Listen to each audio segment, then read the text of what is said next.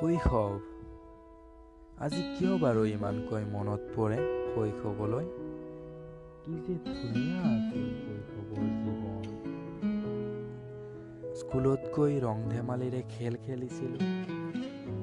স্কুলৰ পৰা ঘৰলৈ আহি লগৰবোৰৰ সৈতে লুকা-ভাকু খেলিছিলোঁ।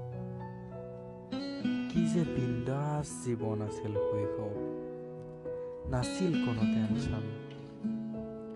ডাঙৰ হৈ গম পালোঁ জীৱনটো যে আচলতে একোখন নাটক। যিখন নাটক আমি সদায়ে কৰি আহিছোঁ আৰু জীয়াই থকালৈ জীৱন নামৰ এই নাটকখন কৰিয়েই থাকিব লাগিব। এই নাটকখনৰ শেষ ক'ত আমি কোনেও নাজানো। এতিয়া যেন জীৱন নামৰ এই নাটকখন ভাগৰি পৰি শৈশৱৰ সেই মধুৰ দিনবোৰৰ কথা মনত পৰিলে। শৈশৱৰ সেই মধুৰ দিনবোৰৰ স্মৃতিয়ে এতিয়া যেন বহুত আমনি কৰে মোক। সেই দিনবোৰৰ কথা ভাবিলে মনটোৱে যেন ৰিণিকিয়াই উঠে।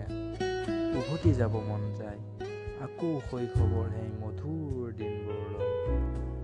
ভাল লাগিলে চেনেলটো লাইক, শ্বেয়াৰ এণ্ড ছাবস্ক্ৰাইব কৰিব।